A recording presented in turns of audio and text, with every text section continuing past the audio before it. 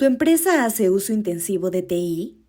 ¿Te ha desilusionado la gran oferta de cursos y plataformas digitales que no han sido efectivos en lograr que tus colaboradores adopten el uso de la tecnología?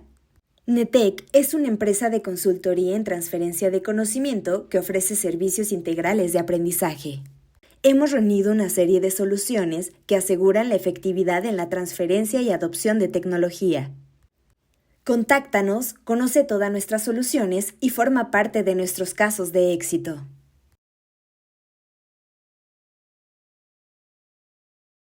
¿Sí? Bien, entonces, la audiencia es amplia, ¿sí? Aunque particularmente estamos hablando de gente de negocio, ¿sí?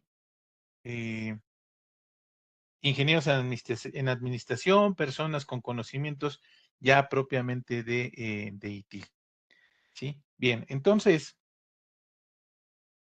eh, esta es la agenda. Vamos a ver 4 módulos que tienen que ver particularmente con los temas relacionados con las prácticas en específico que son relevantes para al final poder hacer la aplicación de los cambios. Comenzaremos con los conceptos clave. Es un breve repaso de algunos conceptos importantes dentro de lo que es ITIL. Después hablaremos de la práctica de la gestión de activos. Luego nos enfocaremos en la práctica de la gestión de configuración de servicios, ¿sí? Luego, propiamente ya los cambios. Bueno, de ahí pasaremos a las prácticas de liberaciones y finalmente los despliegues. Todo esto es una serie de prácticas y actividades precisamente para poder de manera exitosa aplicar e implementar los cambios dentro de una organización. Bien, entonces, comencemos con los conceptos clave a manera de un repaso de lo que sería ITIL. Y bueno, la primera definición importante es precisamente lo que es la gestión de servicios. ¿Sí? La gestión de servicios es un conjunto de capacidades o de competencias organizacionales, y estas competencias son especializadas, están orientadas a ofrecer valor a los clientes en la forma de servicios. Y esto incluye un enfoque, eh, un enfoque tanto en la parte del front-end de los servicios como el backend. Sí, y por eso está aquí esta representación, pues a través de lo que es un servicio de alimentos, por ejemplo, en un restaurante, porque no es solamente la parte del front-end que vemos con los meseros, las meseras, sí, con los alimentos que nos llevan, sino también con toda la parte que está detrás, con el backend, que tiene que ver con la cocina, donde se preparan los alimentos, donde están los utensilios, ¿sí? Entonces, tiene que ver con estas dos partes, la gestión de servicios y con estas capacidades. Hay cosas que como clientes, como usuarios vamos a alcanzar a ver, pero hay otras que no. Esta diapositiva lo que nos muestra precisamente son las capacidades organizacionales a las que hace referencia la definición de la gestión de servicios. En total, son 34 capacidades organizacionales o como les llama ITIL 4, les llama prácticas de gestión. Sí, estos son conjuntos eh, básicamente de recursos que van a permitir que una organización sea capaz de lograr un objetivo, ¿sí? O de realizar alguna actividad, como por ejemplo la gestión de proyectos, la gestión de incidentes, ¿sí? La gestión de niveles de servicio, ¿sí? Bien, eh, también, pues la definición, una de las definiciones importantes es precisamente la del servicio. Un servicio eh, que precisamente es un medio para posibilitar la creación conjunta de valor al facilitar eh, los resultados que desean lograr los clientes sin que estos asuman, sin que estos asuman los costos ni los riesgos en específico. ¿sí? Entonces, es una cuestión importante porque precisamente de lo que se trata es de aportarle valor a esos clientes, a esos usuarios, a esas diversas partes interesadas, ¿sí? Y este valor se puede manifestar de diferentes formas. Puede ser una temática de valor financiero, valor reputacional, expansión de mercados, generación de nuevos productos, diversos aspectos para la entrega de valor. ¿Sí? Una cuestión importante histórica en esta relación de la parte de TI con la parte del negocio, ¿sí? Es precisamente que los servicios deben de ayudar a lograr los resultados que el negocio quiere. Y eso se logra con estas dos características de los servicios, la utilidad y la garantía. La utilidad, pues básicamente son las funcionalidades que ofrece un servicio y que satisfacen una necesidad particular de las partes interesadas. Lo podemos resumir como lo que hace el servicio, ¿sí? Y responde a la pregunta de si es idóneo para su propósito.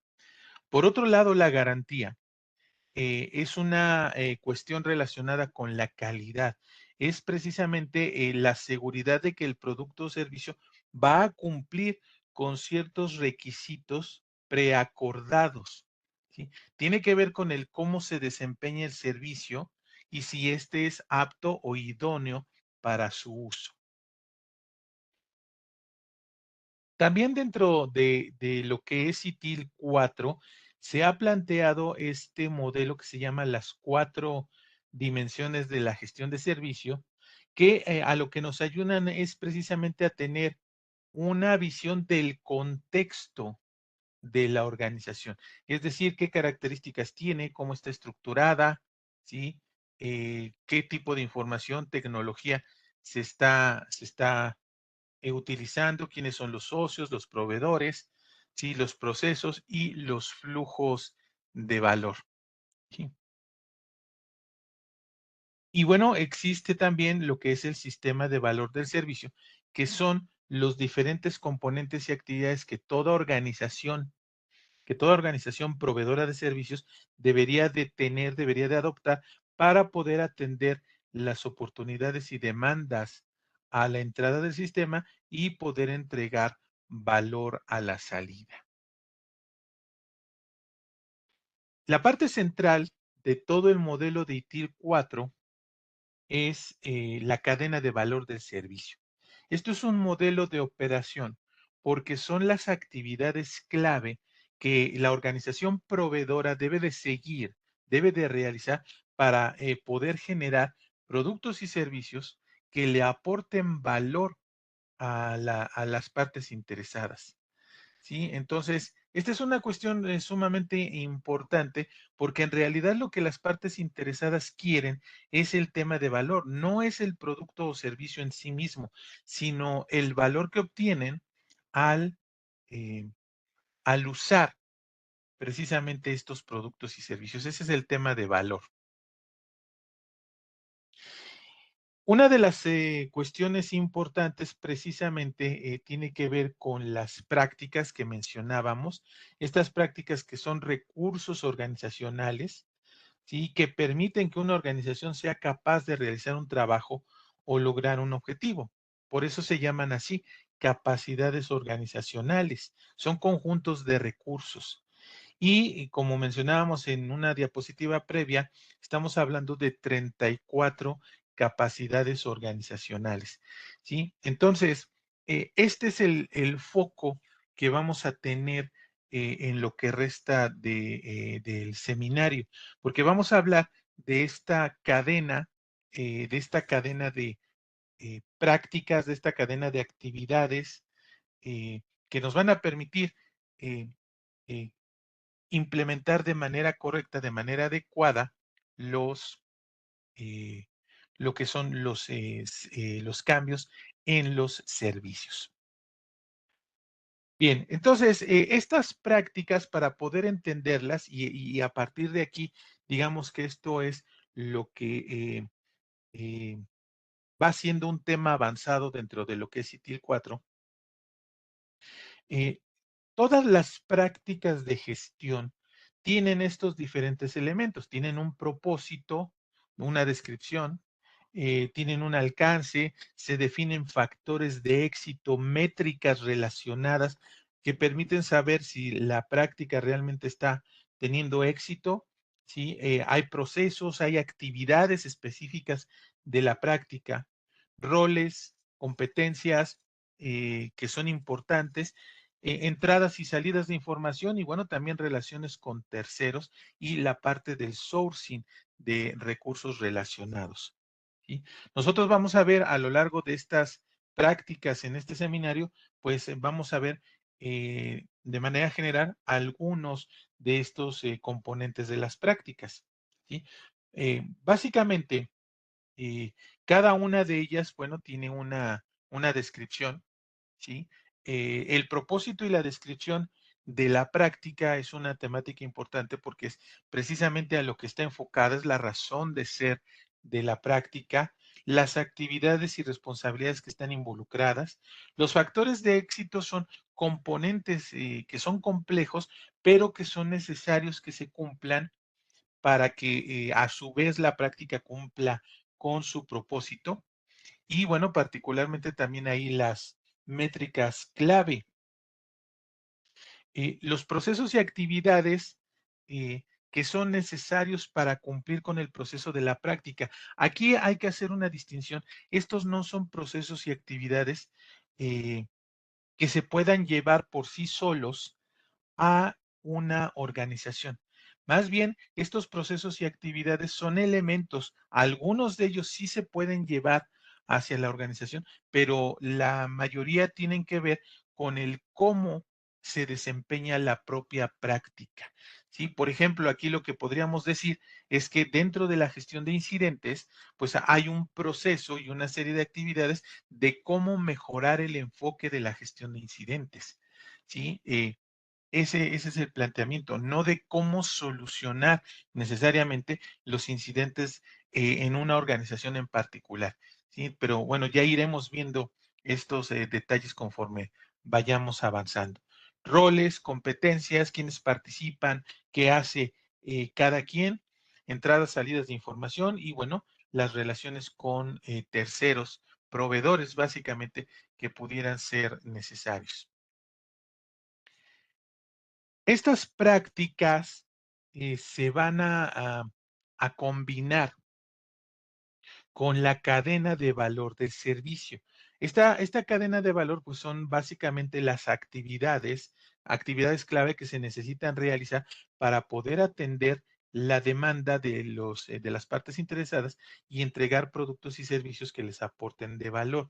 Esto es un modelo genérico de actividades y para que realmente pueda ser útil, se tienen que combinar estas actividades con las prácticas de gestión y esto va a permitir definir distintos patrones dependiendo de la demanda que se tenga. ¿Sí? Eso es a lo que vamos a llamar flujos de valor. No es lo mismo atender un incidente estándar, que atender un incidente mayor.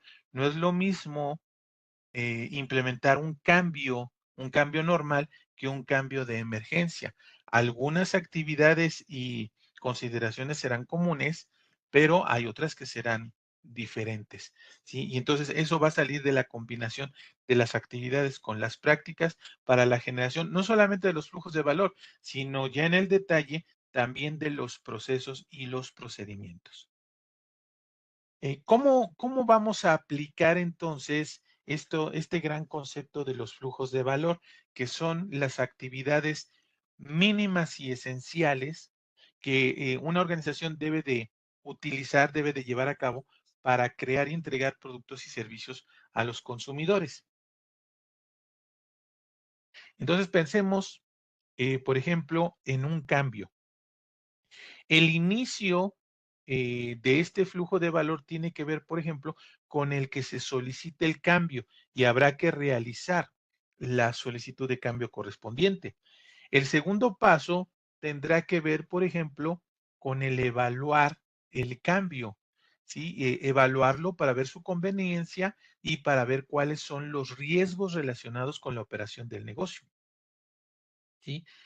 Una vez que se ha evaluado, el paso 3 sería aprobar o rechazar el cambio, ¿sí?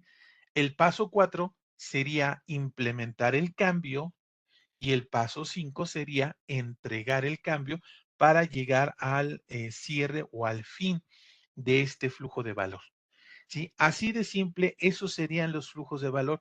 Son las 5, 6, 7 actividades principales que se necesitan en este ejemplo para poder implementar un cambio desde que se solicita hasta que se le entrega al cliente ya implementado, ¿sí?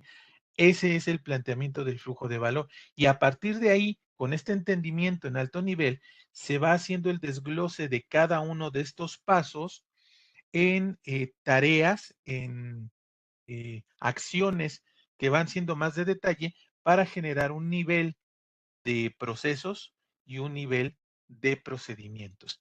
Y eso es lo que está precisamente aquí reflejado, ¿sí? En el más alto nivel, como lo acabamos de ejemplificar, vamos a generar los flujos de valor basados en la cadena y con la combinación de las prácticas de gestión.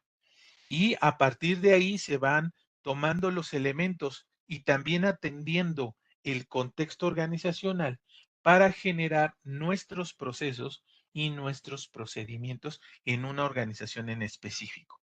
Esto lo que quiere decir es que a final de cuentas vamos a generar un traje a la medida de nuestra organización, pues en términos de los flujos, los procesos y los procedimientos.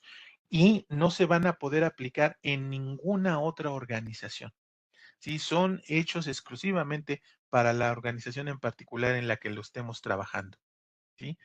Eh, Dice aquí una pregunta que la voy a mencionar porque considero que es relevante. Dice, de un flujo de valor, es decir, el flujo de valor son las actividades principales que dan paso a los procesos y procedimientos. Sí, es correcto. Sí, eso es precisamente lo que trata de plantear esta representación de la pirámide. Bien, entrando un poco con el detalle y la anatomía precisamente, sí, vamos a partir del uso de la cadena de valor, ¿sí? Con estas actividades genéricas que no necesariamente siempre son en el mismo orden. Va a depender de la demanda que estemos atendiendo. Entonces, lo primero que habrá que definir es la serie de pasos al nivel del flujo de valor, que son las que están representadas con estos círculos en color blanco, ¿sí? Y hay que hacer el mapeo hacia las actividades de la cadena de valor. Lo siguiente es que habrá que identificar las prácticas que sean necesarias para realizar ese paso del flujo de valor considerando la actividad de la cadena. Por ejemplo, vamos a suponer que esta demanda es precisamente una solicitud de cambio. Tenemos a un cliente que nos está solicitando un cambio en el servicio. La primera actividad que hay que realizar es esta, la de engage o la de involucrar. Eso quiere decir que el cliente va a contactar a una figura, a un rol que se llama el BRM, Business Relationship Manager, ¿sí? Que es un rol que se especifica en la práctica de la gestión de relaciones. Y entonces es a él a quien le va a entregar o se van a poner de acuerdo para generar la solicitud de cambio. Dentro de esta misma actividad de Engage, ¿sí? Se van a tener que realizar algunas actividades de otra práctica que se llama el Business Analysis o el análisis empresarial. ¿Sí? Esta práctica lo que hace es, pues, a través de actividades y a través de técnicas, hacer un análisis de los requerimientos que nos está planteando en este caso el cliente con el cambio. ¿Sí? Aquí no vamos a llegar a un nivel de demasiada profundidad en ese análisis, pero sí es necesario aplicarlo para tener un claro entendimiento de lo que nos está solicitando el cliente con el cambio. ¿Sí? Y bueno, una tercera práctica de gestión de ITIL sería el catálogo de servicios. ¿Por qué? Porque tanto el BRM como el analista de negocio que participe deben validar que lo que el cliente está solicitando tiene que ver con un servicio que está especificado en el catálogo de servicios. ¿Sí? Bien, entonces ahí ya tenemos tres prácticas: la gestión de relaciones, ¿sí? El business analysis y la gestión del catálogo de servicios. De esas tres prácticas, ¿sí? Vamos a tomar elementos para generar estas acciones que ya están al nivel del proceso.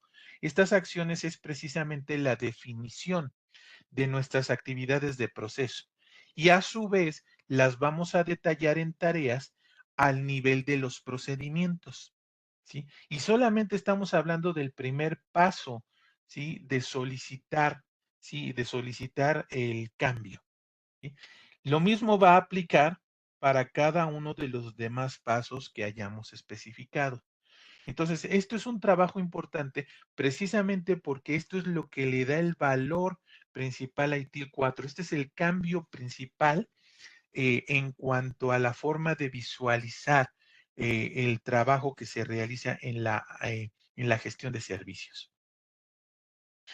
Y esta otra diapositiva está relacionada porque precisamente aquí lo que va a suceder, ¿sí? Es que hay una representación un poco más clara de que lo primero que hay que hacer es definir cada uno de los pasos del flujo de valor.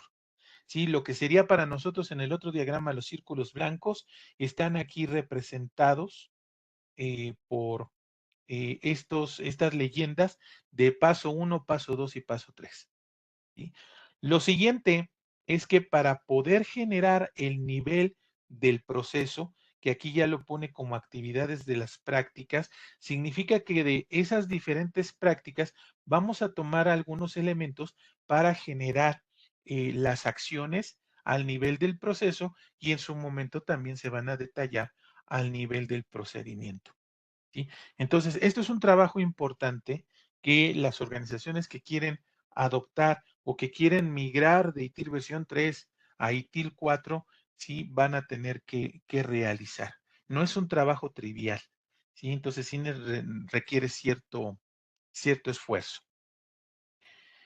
Muy bien, ¿cuáles son entonces las prácticas relacionadas con esta planeación, implementación y habilitación de cambios? Son 5 prácticas: la gestión de activos de TI, la gestión de configuraciones, habilitación de cambios, gestión de liberaciones y gestión de despliegues.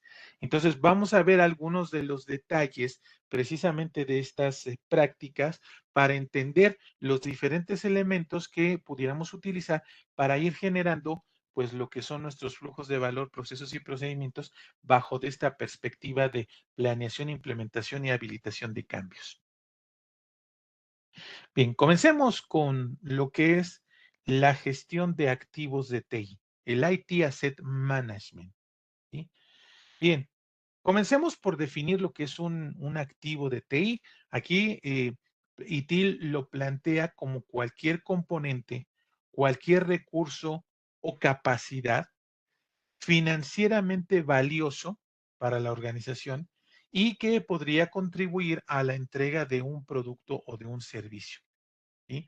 Entonces, esta es una cuestión importante que considerar porque ya no es solamente un enfoque de activos físicos, también ya se consideran activos virtuales como servidores virtuales, aspectos intangibles como por ejemplo software no ejecutable que pudiera ser algún tipo de letra para la imagen corporativa de la empresa, software, licencias relacionadas con software, contratos, recursos humanos, o sea, diferentes aspectos que antes, hace todavía quizá 15, 20 años, no se consideraban como parte de los activos de TI, solamente se consideraban los diferentes elementos eh, de hardware.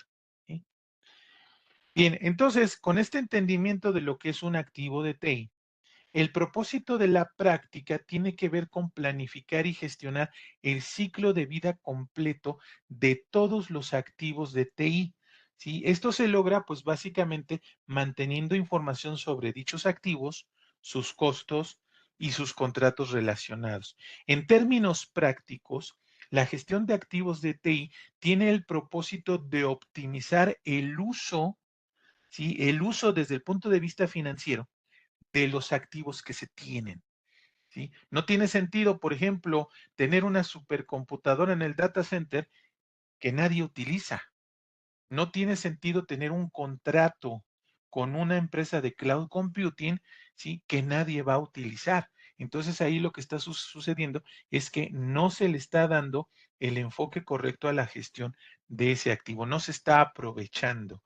Sí, digamos que desde un punto de vista sencillo, eso es lo que implica la gestión de activos. Ahora, ¿qué aspectos hay que considerar aquí? Bueno, desde maximizar el valor de esos activos, controlar los costos, optimizar el costo total de propiedad de los activos, gestionar los riesgos, apoyar la toma de decisiones para comprar, reutilizar, retirar o eliminar los activos y también puede ser con el cumplir con requisitos reglamentarios o requisitos contractuales. Aquí hay una interrelación directa con otros aspectos de la gestión de activos. Hay que atender, por ejemplo, la gestión de activos organizacional que principalmente proviene del enfoque financiero. Pero vamos a gestionar activos también de TI en lo general, alineado a esa gestión de activos corporativa. Y bueno, también habrá que considerar la gestión de activos de software, ¿sí? Como un elemento primordial. Y entonces, lo que va a suceder, y como está aquí representado, precisamente es los diferentes tipos de activos que pudiéramos considerar de un estándar de ISO, que es el 19770, la parte uno, que tiene que ver precisamente con la clasificación y los tipos de activos. Aquí es donde podemos ver que hay activos de hardware como medios físicos, como equipo, pero también tenemos activos digitales. Algunos son de software, el software ejecutable, por supuesto, el código fuente, también el software no ejecutable, como decíamos, tipos de letras, diccionarios de datos, etcétera. Y por aquí aparecen también los equipos virtuales como activos digitales. Por supuesto, también hay otros activos como por ejemplo, algunas gráficas, bases de datos que propiamente no es código, pero es algo digital, ¿sí? Y bueno, también aparecen aquí los activos de licencias, de contratos, ¿sí? Los activos propiamente para la gestión de los sistemas de gestión de activos, temas, por ejemplo, de metadatos, los servicios en sí mismos, como el cloud computing o como un servicio de telecomunicaciones, y los activos que no son de TI, como el personal, ¿sí? Que se necesita para poder llevar a cabo las actividades de TI. La mesa de servicio, el personal de la mesa de servicio, creo que es el mejor ejemplo de esto. Esta es una representación precisamente del ciclo de vida de un activo, que son las diferentes fases por las cuales pasa el activo a partir, por ejemplo, de que se planea, ¿sí? Se identifica y se planea ese activo, se asigna un presupuesto, pasando por la adquisición, el uso, en algún momento dado, eh, el retiro y el desecho de ese activo. ¿Sí? Entonces, la intención es identificar para cada tipo de activo cuáles son las fases de su ciclo de vida, porque cada tipo de activo tendrá una serie de pasos, algunos comunes, pero también algunos otros serán diferentes. ¿Sí? El alcance de la gestión de activo, pues, tiene que ver precisamente con el obtener datos fiables para que la organización pueda gestionar esos activos, ¿sí? Básicamente, tiene que ver con temas de costo, temas de características de esos activos, ¿sí? Cómo están estructurados los productos y servicios de la organización en donde están incluidos esos activos y que permitan en su momento tomar principalmente las decisiones de optimización de uso de los mismos. También están aquí incluidos diferentes factores, por ejemplo, cómo se calcula el valor del activo, cómo se deprecia, cuáles son los elementos regulatorios que habría que tomar en cuenta, qué tipo de políticas y procedimientos, porque aquí hay que hacer una distinción. No es lo mismo que el activo le pertenezca a la organización, que sea un activo que se está utilizando a través de un arrendamiento, ¿sí? Entonces, son aspectos que también hay que tomar en cuenta. Por ejemplo, cómo se gestionan los componentes, si es solamente de manera manual o si es de manera automatizada, que hoy en día las herramientas permiten gestionar muchos aspectos de manera automatizada. Y hay otras prácticas relacionadas que nos permiten gestionar adecuadamente los activos, particularmente la gestión de la configuración de servicios. ¿Qué tipo de factores de éxito se consideran para que la gestión de activos pues funcione de manera adecuada? Bueno, primero está el asegurar que la organización pues tenga la información relevante de los activos, ¿sí? Y de todo su ciclo de vida. Este es un punto importante en términos prácticos porque muchas organizaciones cuando están adoptando una práctica como ITIL, primero consideran la gestión de configuraciones y después consideran la gestión de activos. Debe ser al revés. La gestión de activos es el prerequisito para tener una gestión de configuraciones exitosa, ¿sí? Entonces, sí, hay que armar, hay que estructurar de manera adecuada todo aquello que vayamos a considerar en la gestión de los activos. El segundo factor de éxito es asegurar que la utilización de los activos continuamente se está monitoreando y se está optimizando, ¿sí? Nuevamente, como decíamos, no tiene sentido tener un activo que nadie utiliza. Entonces, continuamente hay que estarlo monitoreando, ver que efectivamente se esté utilizando y que ese uso o esa utilización realmente le aporte valor a la organización.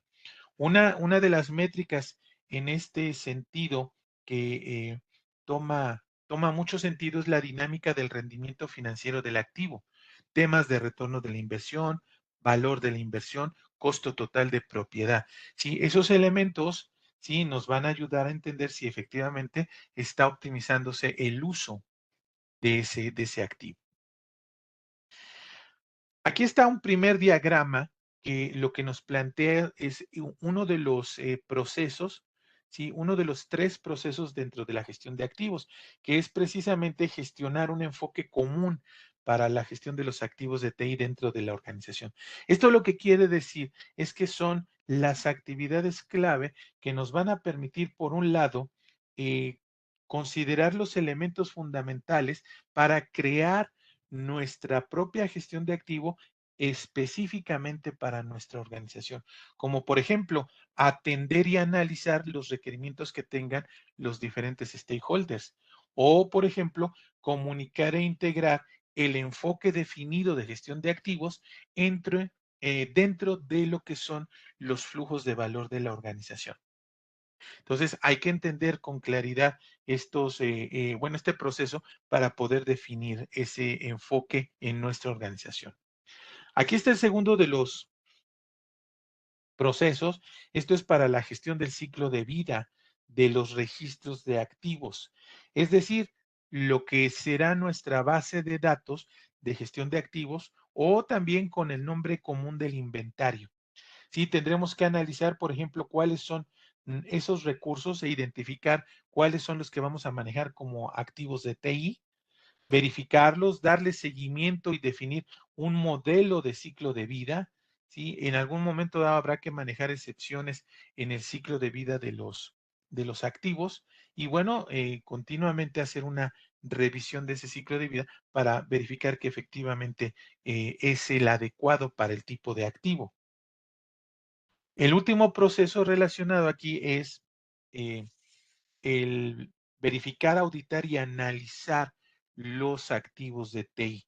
¿Sí? Desde generar un plan de auditoría de los activos, eh, recolectar los datos, verificarlos, revisarlos, hallar eh, o tener hallazgos de auditoría y bueno, actuar en consecuencia, comunicarlos, generar reportes y corregir lo que se tenga que corregir.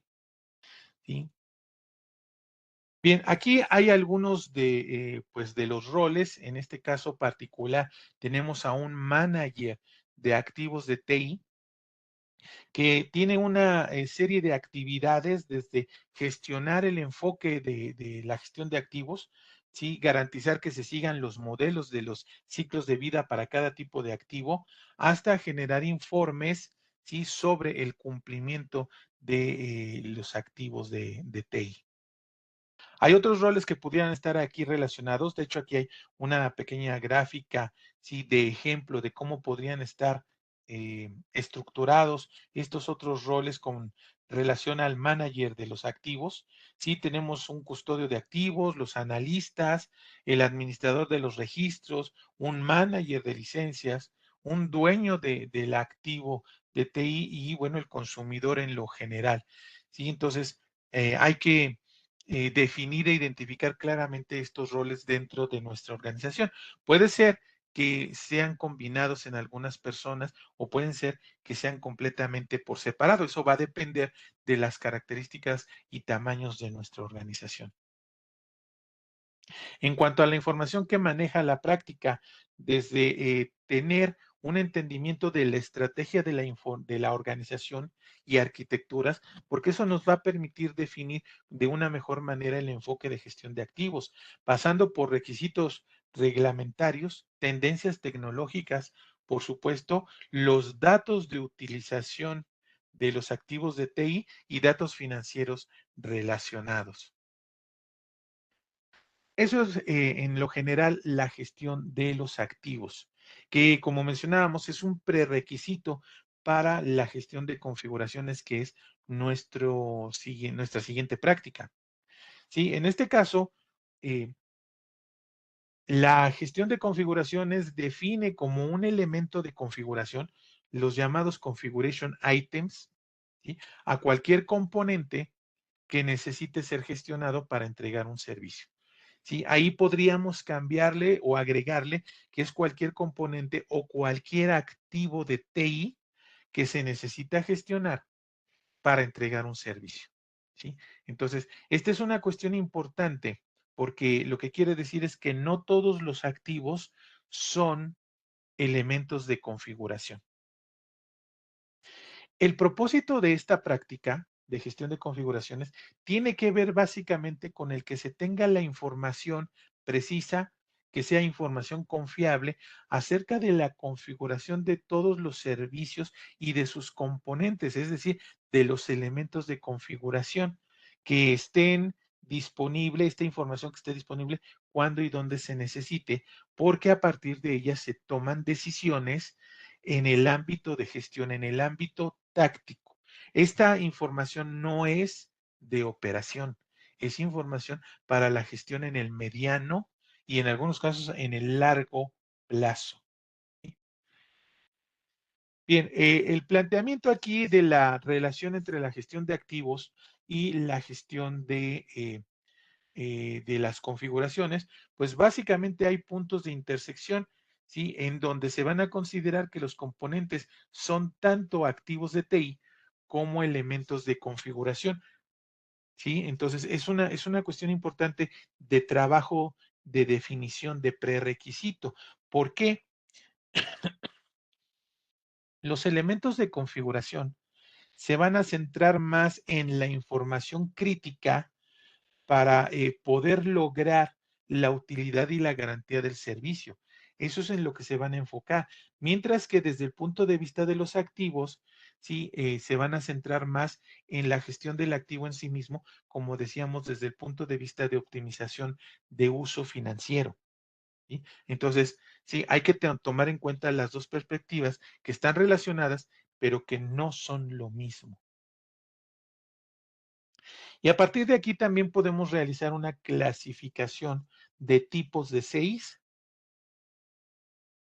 Por ejemplo, eh, tener CIs de infraestructura, CIs de aplicaciones o CIs desde el punto de vista de negocio. Entonces, esta es una cuestión importante de definir en nuestra organización porque esto es lo que le va a empezar a dar forma a los diferentes aspectos de la llamada Configuration Management Database, la base de datos de la gestión de configuraciones. Y el otro elemento primordial es esto que se llama el mapa de servicios. Hay que identificar, hay que documentar las relaciones o conexiones que haya entre los diferentes componentes, entre los diferentes CIs que son los configuration items o elementos de configuración. Eh, Toda la información se guarda en un sistema de gestión de la configuración, se llama el Configuration Management System. ¿Sí?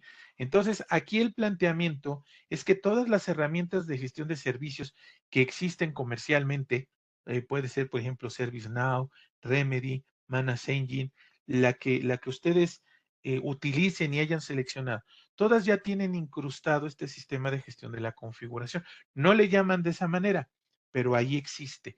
Y también ya tienen incrustada la CMDB, la base de datos que se utiliza para almacenar todos los registros de los CIs y las configuraciones de los mismos.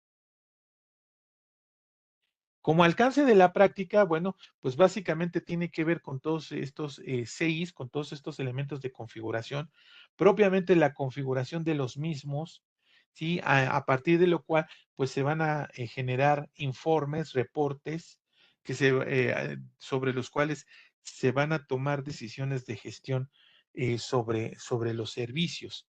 Y bueno, también tienen prácticas relacionadas, particularmente como lo vimos en la gestión de activos, pues esa práctica, aunque también lo que es la gestión de la arquitectura. ¿Sí? Bien, nuevamente, ¿qué significa 6? Configuration items, ¿sí? Elementos de configuración, que no son otra cosa más que los componentes de los servicios. Aquí también tenemos entonces factores de éxito y métricas clave. El primer factor de éxito, pues también tiene que ver con asegurar que la organización tenga la información relevante de la configuración de sus productos y servicios. ¿Sí? Y bueno, por ejemplo, en cuanto a las métricas, nos habla de el número de impacto de las malas decisiones tomadas debido a información de configuración insuficiente o incorrecta.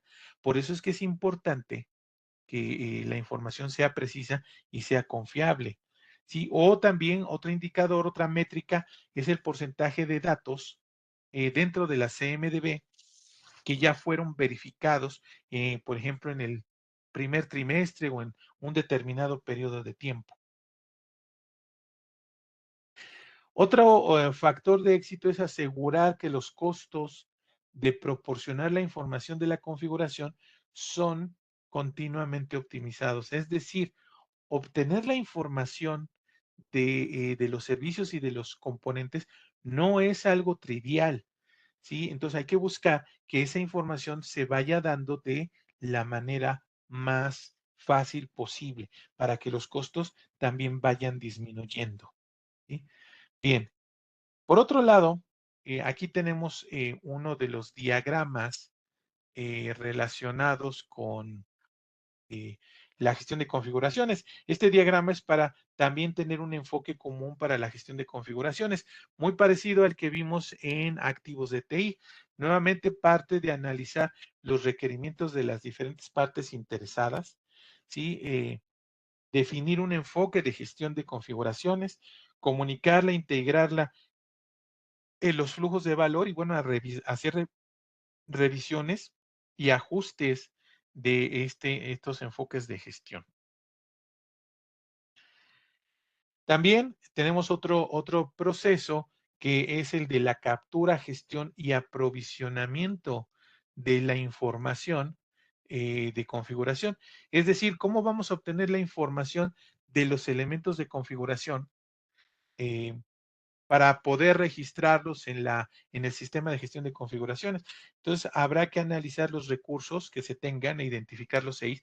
Nuevamente, aquí las herramientas tecnológicas nos pueden ayudar bastante para hacer toda esta identificación, pero sobre todo la recopilación de dichos datos. Habrá que definir cuáles son los tipos y modelos de elementos de configuración, darle seguimiento, también manejar excepciones y hacer revisiones continuas. Un tercer proceso dentro de lo que es la gestión de configuraciones es pues la verificación de los datos de configuración. Llamémosle auditoría para términos genéricos y más simples. La idea fundamental es que todos los datos que vamos a tener representados y resguardados en la CMDB se tienen que verificar. Y básicamente la verificación es contra el componente real. ¿Sí? Tenemos que verificar que lo que dice la CMDB con respecto, por ejemplo, a un proyector en una sala de juntas, corresponde con la realidad. ¿Sí? Si no es así, significa que tenemos por ahí algunas desviaciones de información y entonces eso ameritará una revisión mucho más completa y rigurosa de la CMDB, que es la Configuration Management Database, ¿sí? O la base de datos de gestión de configuraciones. La idea fundamental es que lo que tengamos ahí en la CMDB corresponda con la realidad para que la toma de decisiones sea la adecuada. Tenemos un manager dentro de los roles, el principal rol es un manager de configuraciones que se va a hacer cargo de coordinar, ¿sí? Y de gestionar, por ejemplo, el enfoque de las configuraciones de los servicios, va a comunicarlo, va a administrar las diferentes excepciones a las reglas que se hayan establecido, ¿sí? Y bueno, se va a asegurar, por ejemplo, de que la CMDB tenga los datos que sean válidos, se va a asegurar que se realicen las verificaciones y auditorías correspondientes.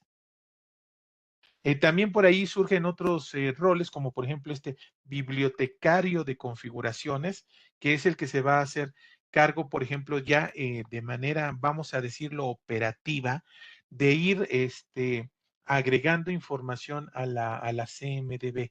Y el propietario del recurso, ¿sí? Es lo que también se llama el propietario del CI, ¿sí? Entonces, son roles también que tenemos que especificar, ¿sí? Aquí hay una pregunta relevante sobre esto. Dice, cuando hablamos de la CMDB, ¿estaríamos hablando de tener la documentación de configuraciones técnicas? ¿O cuál sería un ejemplo de una CMDB? Bueno, no solamente de configuraciones técnicas, porque un servicio es más que la parte de tecnología. Sí, también tendríamos que hablar, por ejemplo, de cuáles son los recursos de soporte, por ejemplo, llámese mesa de servicio, ¿sí? Que a los que tendría acceso el usuario en ese servicio en particular, cuáles son los recursos y acciones que va a ejecutar la parte de soporte, en qué horarios, o sea, cuáles serían los contratos relacionados, o sea, toda una serie de circunstancias que no son solamente los temas técnicos. Si no es solamente una configuración técnica. Aquí tenemos que pensar un poco fuera de la caja técnica para enfocarnos en la necesidad del negocio como servicio completo que incluye, sí, tecnología, pero que también incluye procesos y también incluye, de manera general, recursos humanos. En cuanto a la información que se maneja, bueno, es también desde la estrategia de la organización, a las arquitecturas, portafolios, hasta tendencias tecnológicas, datos de los activos, por supuesto, para poder tener este enfoque adecuado de la gestión de configuraciones. Bien, esos son los dos primeros, las dos primeras prácticas que son el prerequisito y que le da la estructura a la gestión de servicios, porque tenemos por un lado los activos y tenemos en relación los servicios ya configurados bajo la gestión de configuraciones. Y es a partir de esta estructura, de estas dos prácticas con los servicios, que vamos a empezar a considerar los cambios. Porque la idea fundamental es, bueno, tenemos un servicio, eh, tenemos el mapa del servicio y en algún momento dado por necesidades de negocio, pues habría que hacer algún cambio a esos servicios. Aquí hay una pregunta también que es importante y que es relevante. Dice, ¿esto incluiría manuales de procedimientos y diagramas del proceso de negocio? Sí, también eso es parte de lo que estaríamos hablando como información que se mapea en el servicio. Bien, entonces a partir de ese mapa, ¿sí? Vamos a empezar a identificar necesidades de cambios. Por ejemplo, puede ser derivado de una estrategia del negocio que la mesa de servicio amplíe su horario ya no solamente de lunes a viernes de 9 de la mañana a 6 de la tarde, ahora va a ser de lunes a sábado de 8 de la mañana a 8 de la noche. Eso es un cambio desde la perspectiva de servicio. Puede ser también que lo que sea necesario es algún tipo de funcionalidad dentro de un servicio. Por ejemplo, eh, que haya una funcionalidad de cambio de idioma, ¿sí? En las aplicaciones que estamos viendo en el front-end, porque pues estamos dirigidos a público internacional, ¿sí? Entonces, lo primero que hay que entender es la definición de un cambio, que está aquí en la pantalla. Un cambio es la adición, la modificación o la eliminación de cualquier cosa, llámese componente de servicio, elemento de configuración, que podría tener un efecto directo o indirecto en los servicios. Entonces, cuando le agregamos también capacidad de procesamiento a un servidor, eso es un cambio, sí, ¿sí? Eh, como cuando le agregamos alguna ruta estática a un router, bueno, también eso es un cambio. Cuando instalamos un parche, ¿sí? Todo eso sería planteado eh, como cambios. Ahora, parte de lo que se tiene que analizar, porque aquí aparece la pregunta, ¿sí? ¿Cómo impacta el cambio a nivel de costo-beneficio? Bueno, aquí hay una cuestión importante. No siempre el aplicar un cambio significa que el costo va a disminuir, el costo del servicio, ¿sí? Más bien el enfoque debería de ser de optimizar el costo del uso del servicio. Sí quiero aclarar aquí un paradigma. Hay un paradigma que le hace mucho daño a todas las organizaciones. Ese paradigma dice, hay que hacer más con menos. Y perdón, yo nunca he visto a nadie hacer más limonada con menos litros de agua. No podemos como organizaciones de TI, como departamentos de TI, lograr más resultados con menos recursos. Lo que hay que hacer es optimizar los recursos que se tienen para que haya una relación de costo-beneficio mucho, mucho mejor.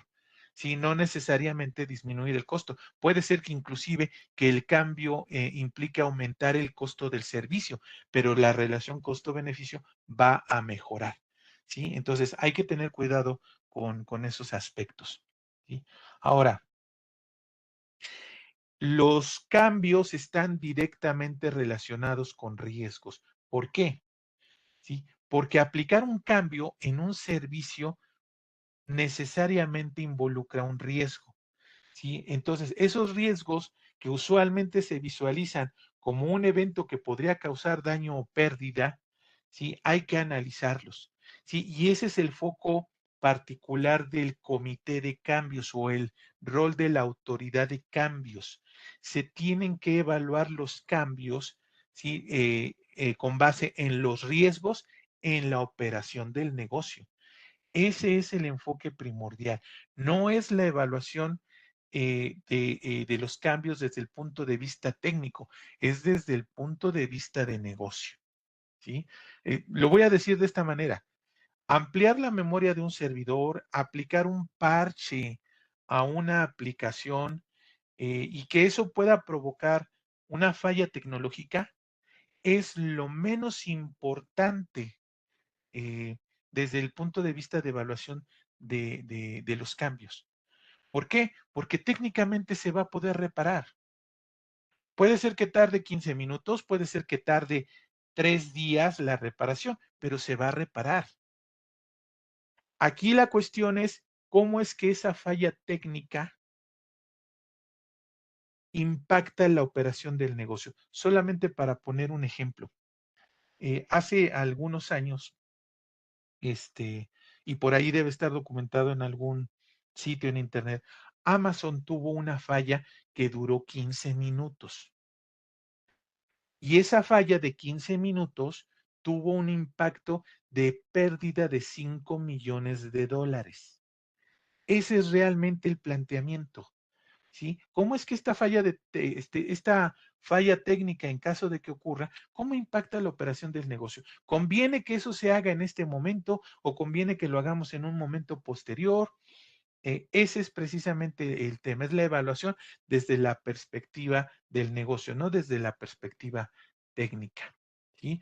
Aquí me preguntan, ¿qué metodología se puede usar para los análisis de riesgos?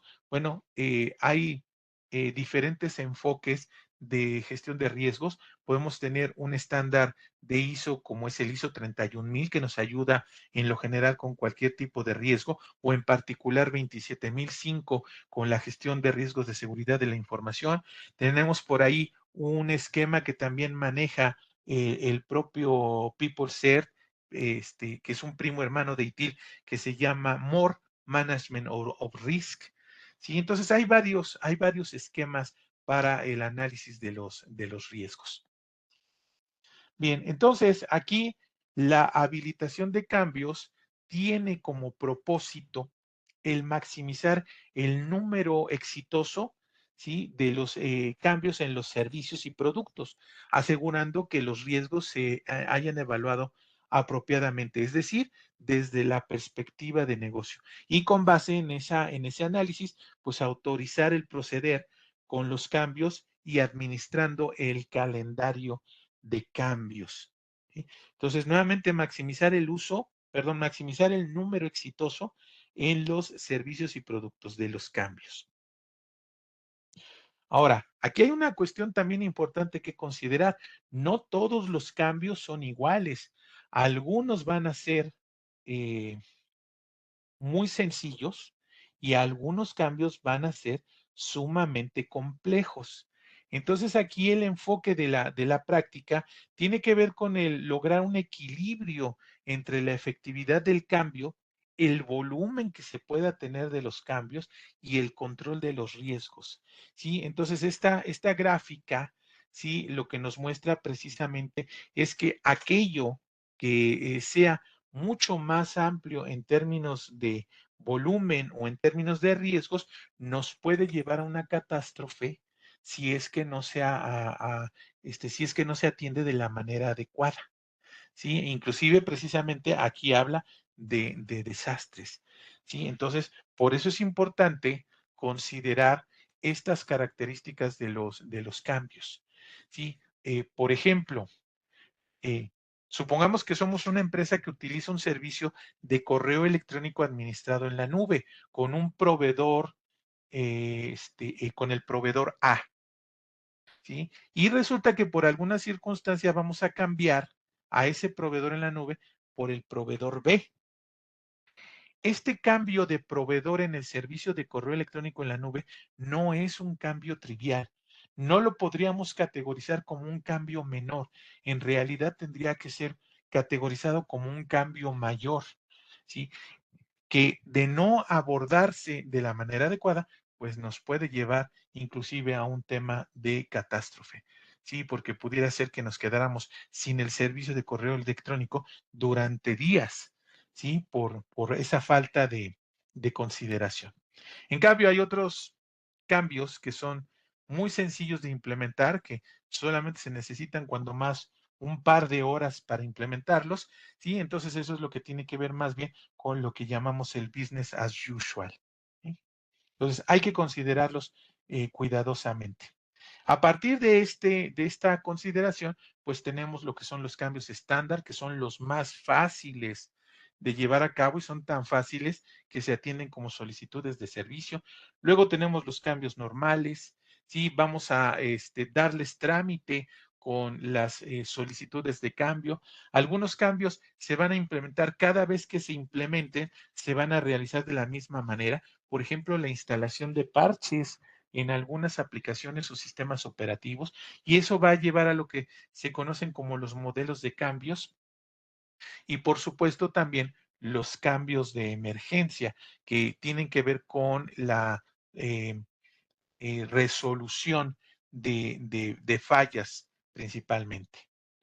Sí, bueno, esta gráfica no vamos a entrar en el detalle, pero básicamente tiene que ver con esta clasificación que se puede tener de los cambios, en términos de que entre más estandarizados estén los cambios, es mucho mejor porque vamos a tener un dominio ya de ellos, porque conocemos los pasos, conocemos qué es lo que hay que hacer.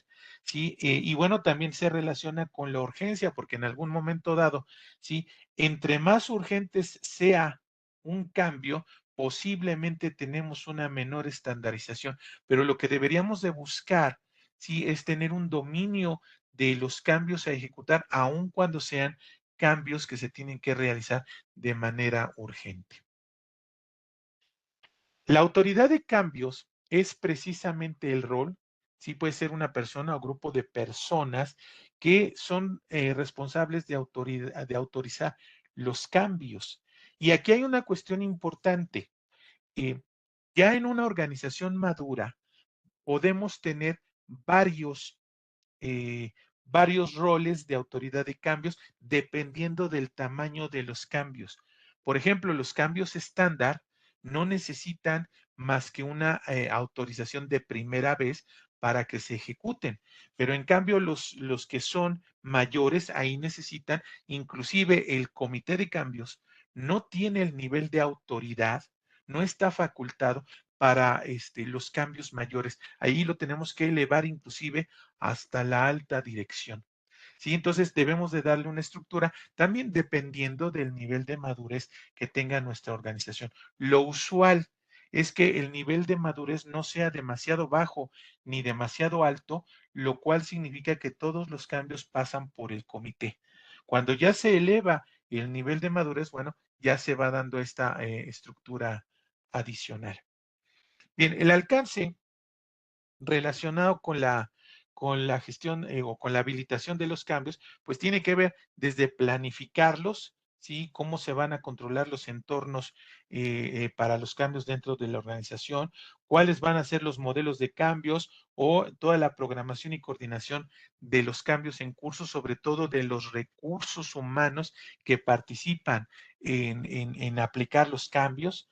También habrá que evaluar el éxito de los cambios y bueno, hay una serie de prácticas que están relacionadas. Aquí la lista es bastante más amplia, pero bueno, podríamos hacer notar, pues sí, la gestión de la arquitectura, la gestión de los riesgos, por supuesto también la gestión financiera de los servicios, porque todo eso pues tiene que ver propiamente con los cambios. ¿Sí? En cuanto a los factores de éxito, ¿sí? Aquí el primero de ellos nos dice que hay que asegurar que los cambios son realizados de manera oportuna y efectiva. ¿Sí? Es decir, si lo tuviéramos que transportar a un entorno de marketing, diríamos que los cambios deben de cumplir con el time to market, ¿sí? Con el momento efectivo, ¿sí? En el que se necesitan, no antes y no después. Sobre todo hay que evitar el que los cambios estén listos después de la fecha que se necesita. Y entonces aquí una de las métricas más relevantes, sí, es el índice, sí, de puntualidad en el proceso de los cambios a lo largo de un periodo, por ejemplo, un trimestre, y la satisfacción que puedan tener los solicitantes o las partes interesadas con los resultados de los cambios. Otro factor de éxito es minimizar los impactos negativos de los cambios. ¿Por qué? Porque no todos los cambios tienen éxito, ¿sí? Entonces, hay que buscar que aquellos cambios que por alguna razón no tengan éxito sean los menos posibles. Y aquí voy a mencionar simplemente lo siguiente. Hay una creencia generalizada de que el realizar la planificación exhaustiva de los cambios por adelantado antes de ingresar a la solicitud de cambio es una buena práctica, pero no es cierto. Es una mala práctica. ¿Sí? La planificación se tiene que realizar después de que el cambio ha sido aprobado. ¿Por qué ocurre esto? Porque hay una falsa creencia, ¿sí? De que si todo está planificado, se va a tener éxito. Y no necesariamente es así. Lo que realmente nos ayuda a tener éxito en cuanto a la implementación de cambios es la gestión de los riesgos. ¿Sí? Ese realmente es el enfoque primordial. Hay que adentrarse, hay que tener una buena práctica de gestión de riesgos para asegurar que los cambios tendrán éxito. Y eso tiene que ver precisamente con el minimizar los impactos negativos de los cambios, es tratar de buscar que la mayor parte de los cambios tengan éxito. Otro factor es asegurar la satisfacción de las diferentes partes interesadas, pues siendo efectivos en la habilitación de cambios. Y bueno, aquí las dos métricas clave tienen que ver con la satisfacción de las partes interesadas. Por un lado, con el enfoque en lo general de la práctica de cambios y después con los cambios individuales. Hay que medirlo. Otro factor, cumplir con los requerimientos de gobernanza y cumplimiento relacionado con los cambios. Por supuesto que habrá definiciones con base precisamente en los tipos de cambios. Como decíamos, cuando es un cambio mayor, tenemos que pasar hasta la alta dirección, ¿sí? O inclusive dependiendo de la estructura organizacional, quizá tendríamos que llegar más arriba con lo que se llama el cuerpo de gobierno, ¿sí? Que en muchas organizaciones es el consejo de accionistas, ¿sí? Entonces, ahí precisamente hay que determinar con claridad cuáles son los cambios que deben de pasar, ¿sí? Y esto también, pues tendrá que ver con temas de auditoría, porque habrá que revisar las razones, por ejemplo, cuando no se tuvieron éxito en los cambios.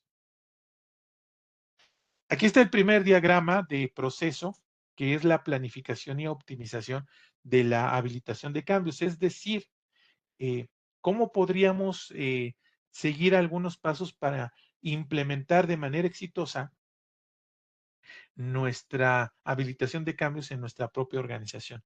Sí, desde iniciar propiamente con ciertos criterios, pues cuando tengamos que hacer un cambio, pasando por la revisión y planeación de cómo implementar la práctica, definir modelos de cambios y bueno, comunicar y hacer actualizaciones relacionadas.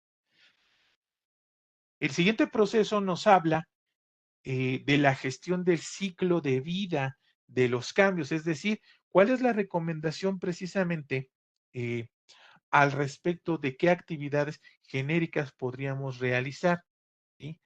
Dice, eh, hay que hacer el registro de los cambios, hay que evaluar el cambio, obtener la autorización.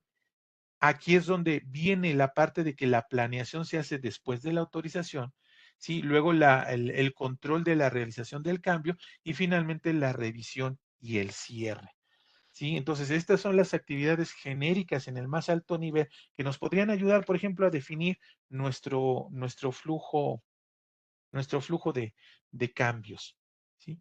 Y bueno, antes de pasar a la siguiente, aquí tengo una pregunta que es interesante. Dice, si hay un cambio de emergencia que debe implementarse lo más pronto posible, ¿debe pasar forzosamente por altas gerencias? Bien, la respuesta general es sí. ¿Cómo? El comité de cambios debe de estar integrado por gente de TI y por gente del negocio. Es una mala práctica muy común que los comités de cambios solamente estén integrados por personal técnico, por personal del área de TI.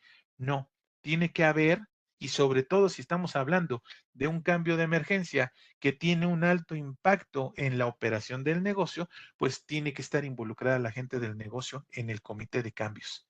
¿Sí? Entonces, por eso es que sí, los cambios de emergencia, pues van a tener que pasar por la alta gerencia, porque en ese comité de cambios debería de estar también incluido, por supuesto, el director general de la empresa. Por más que un director general me diga que no tiene tiempo para ver este tipo de cosas, porque él argumenta que pueden ser temas de fierros o de bits y bytes, está completamente equivocado. Son temas de negocio. Los cambios en TI son cambios de negocio. Los riesgos en TI son riesgos de negocio.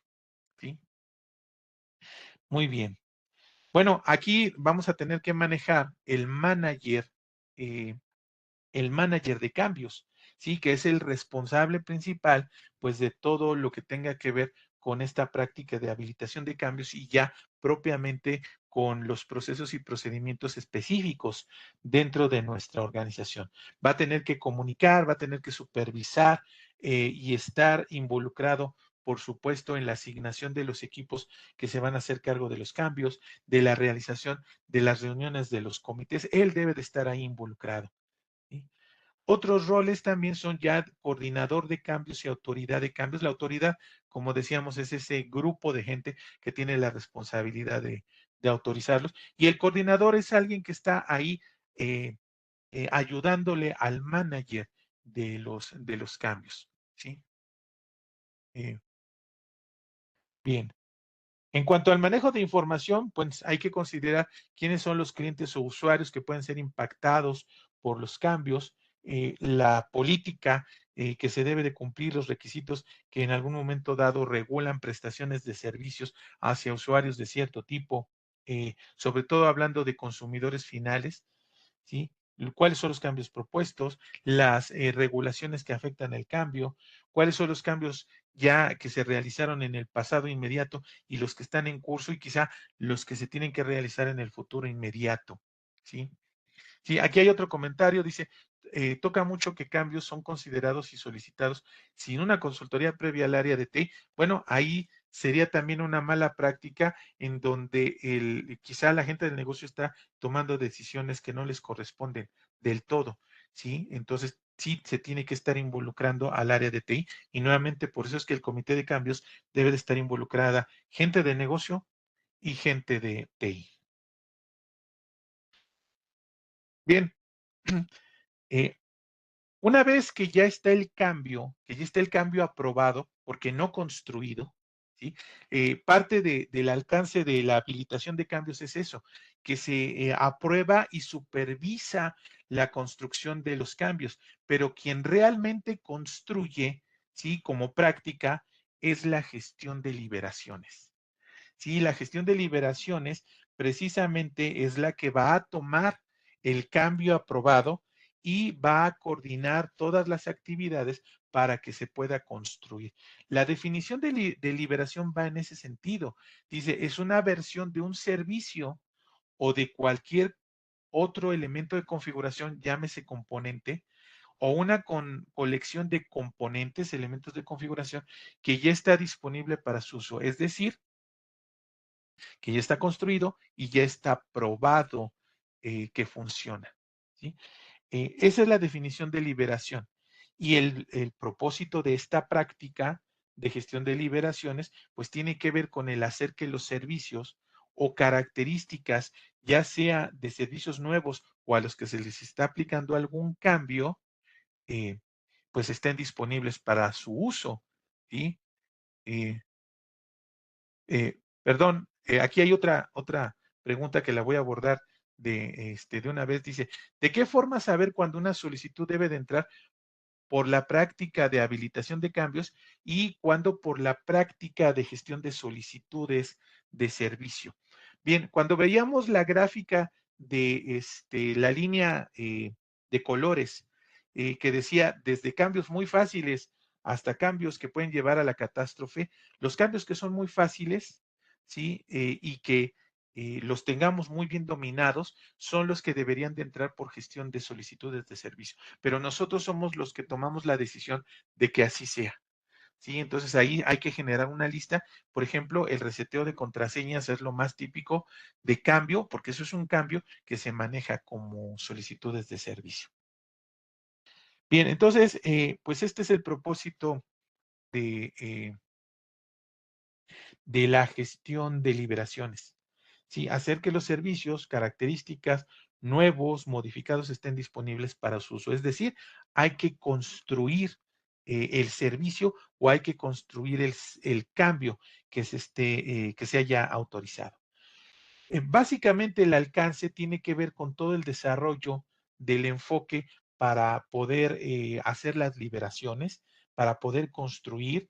Habrá que definir, por ejemplo, y lo menciono por un comentario aquí, de que si se puede mezclar las disciplinas ágiles con ITIL, la respuesta es sí, porque, por ejemplo, si aquí estamos hablando de construir una liberación que tiene que ver con software, pues lo podemos hacer en modo convencional, ¿sí? Básicamente en modo cascada, o lo podemos hacer en modo ágil, ¿sí? Por ejemplo, utilizando Scrum, ¿sí?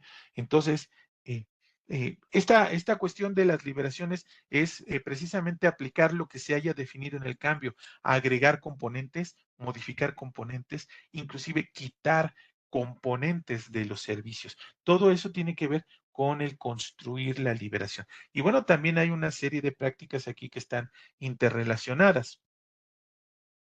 Como factores de éxito, ¿sí? Pues básicamente el primero de ellos es que también hay que establecer y mantener un enfoque eficaz para las liberaciones sobre los diferentes servicios y componentes de la organización. Eh, También hay que asegurar que las liberaciones sean efectivas, ¿sí? En el contexto de los flujos de valor, porque aquí ya la idea es que hay que integrar estos flujos de valor, ¿sí? Y bueno, aquí básicamente tenemos dos procesos. El primero de ellos es desarrollo y mejora de modelos de liberaciones, es decir, cómo darle estructura a la gestión de liberaciones en nuestra organización. Desde considerar la arquitectura de los productos y servicios, ¿sí? Teniendo un enfoque para la gestión de liberaciones, generando modelos, ¿sí? Y comunicando esos modelos para que se pueda actuar en consecuencia sobre de ellos. También la planificación y coordinación de las liberaciones, más o menos a la manera de los cambios, pues hay que identificar cuáles son los modelos aplicables en cuanto a la liberación. Hay que empezar con el trabajo de planificación, ¿sí? La verificación de los componentes, ¿sí? Los procedimientos para las liberaciones, propiamente la ejecución de la liberación, que aquí es donde tiene que ver precisamente con el tema de construcción. Y finalmente la verificación propiamente de la liberación y la revisión final de que ya todo está funcionando de manera correcta. Y entre otras cosas, un punto importante es la retroalimentación de parte de los usuarios. Aquí también tenemos un rol de manager, que es el manager de liberaciones, que es el que se va a hacer cargo de estos primeros aspectos también de coordinar el alcance, coordinar estos dos procesos para que se pueda tener una buena estructura de liberaciones dentro de nuestra organización. Y la información que va a manejar esta práctica, pues tiene que ver también con la arquitectura de los productos, ¿sí? Con ese mapa de servicio también ha involucrado, cuáles son las organizaciones, usuarios y consumidores de servicios que pueden ser impactados, propiamente las prácticas de gestión y desarrollo de software, como decíamos, puede ser la parte ágil y bueno, también todo lo que tenga que ver con la siguiente práctica, que es la gestión de los despliegues, los incidentes que se pudieran generar derivados de las liberaciones, entre otras cosas particulares. Bien, una vez entonces que ya está construida propiamente la liberación, que ya está inclusive probada, ¿sí? Lo siguiente es hacer el despliegue. Es la última parte relacionada con todo este enfoque de implementación de los cambios. El despliegue lo que significa es que aquello que haya sido construido, la liberación, hay que moverla al entorno eh, adecuado. Puede ser al entorno de desarrollo o al entorno pruebas o al entorno ya propiamente de producción, de operación normal. ¿Sí? La creencia generalizada es que solamente es al entorno de producción, pero no. ¿Sí? Resulta que tanto desarrollo como pruebas como producción son entornos controlados. Por eso es que puede ser a cualquier entorno la realización del despliegue. ¿Sí? Entonces, el propósito de la práctica, pues precisamente es eso, mover hardware, software, documentación, procesos, cualquier componente que se haya construido, cualquier componente que se haya cambiado hacia el entorno, ya sea desarrollo, pruebas o producción, lo que se llama en lo general entornos en vivo. ¿Sí? Entonces, ahí es donde entra esta práctica y tiene que ser de manera estructurada. No es simplemente, en términos muy coloquiales, no es empujar nada más la liberación, no es nada más hacer el despliegue y a ver qué pasa. No, tiene que ser realizado de una manera estructurada. Por eso es que hay que considerar ya sea el entorno de pruebas, el entorno de ensayos, el entorno de producción en vivo, lo que tengamos definido. ¿Sí? Y también, pues, estos despliegues los podemos hacer considerando tecnologías modernas, por ejemplo, entornos ágiles o entornos donde ya estemos aplicando DevOps, donde vamos a utilizar el Continuous Integration, el Continuous Delivery y el Continuous Deployment, ¿sí? Bien, aquí me preguntan, ¿cuál es la diferencia entre liberaciones y despliegues? Liberaciones es construir y probar hasta el punto de que está listo y lo dejamos en stand-by. El despliegue es tomar eso que está en el stand-by y darle el empujón final para ponerlo en alguno de los entornos, principalmente el de producción. O sea, liberar no significa poner en producción. Sí, que ese también sería una de las confusiones más generalizadas. Liberar es dejar al punto de que esté listo para que se pueda utilizar en el momento que se desee. Y hacer el despliegue, ahí sí, es ponerlo en el entorno de producción, principalmente. ¿Cuál es el alcance de los despliegues? Bueno, básicamente, como dice ahí, es el movimiento efectivo, ¿sí? Que tiene que ver también con este otro término que es la transición, ¿sí? De los productos y los servicios a estos entornos controlados. Nuevamente, puede ser pruebas, puede ser de desarrollo, puede ser producción, ¿sí? Y también hay una relación con otras prácticas. Bueno, ya sabemos que está relacionado directamente con cambios, con liberaciones, con configuraciones y con activos. Factores de éxito. Bueno, establecer y mantener enfoques efectivos para el despliegue de los servicios y de los componentes. Nuevamente, habrá que definir un enfoque adecuado para nuestra organización de cómo manejar la gestión de despliegues. También asegurar que los despliegues sean efectivos, ¿sí? En el contexto de los flujos de valor. Nuevamente, ¿sí? La idea fundamental es que ya manejemos esta temática de flujos de valor dentro de nuestra organización. Sí, y bueno, aquí habría que considerar como una métrica importante el número o el porcentaje de incidentes relacionados con los despliegues. Sí, esto también va directamente relacionado con una métrica en los cambios que es los incidentes relacionados con los cambios que se hayan implementado. Aquí tenemos también un par de procesos. Sí, el primero de ellos pues tiene que ver precisamente con el desarrollo y mejora de los modelos de despliegues, es decir, cómo lo vamos a estructurar, cómo vamos a estructurar los despliegues dentro de nuestra organización. ¿Sí? Desde que se haga la planificación, pasando por la implementación, pruebas, los análisis de los registros de los despliegues, para en su momento poder iniciar mejoras, ¿sí? Y hacer todo este deployment, actualización de cómo manejar los despliegues dentro de nuestra organización. Un segundo proceso es precisamente en la gestión del ciclo de vida de los despliegues, que básicamente pues son estas actividades desde planear los deployments, hacer las verificaciones de los componentes, del entorno objetivo, ya sea desarrollo, pruebas o producción, la ejecución propiamente del deployment, ponerlo en el entorno y verificar que todo esté funcionando de manera adecuada. Aquí hay una relación directa cuando se termina el deployment o se termina el despliegue, la relación directa con la gestión de cambios, con la habilitación de cambios, es que se hace una revisión post implementación, lo que se llama el PIR, Post Implementation Review. Y ahí es donde se vuelve a involucrar el stakeholder o la parte interesada que hizo la solicitud de cambio desde el lado del negocio para que se verifique que todo está funcionando de manera adecuada.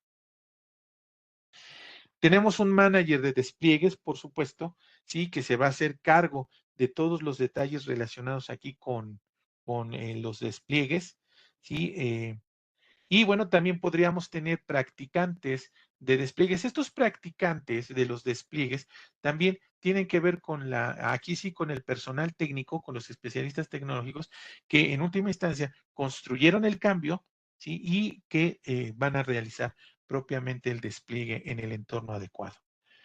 La información que se tiene que manejar dentro de los despliegues, bueno, desde un repositorio autorizado con información de los componentes, los activos, ¿sí?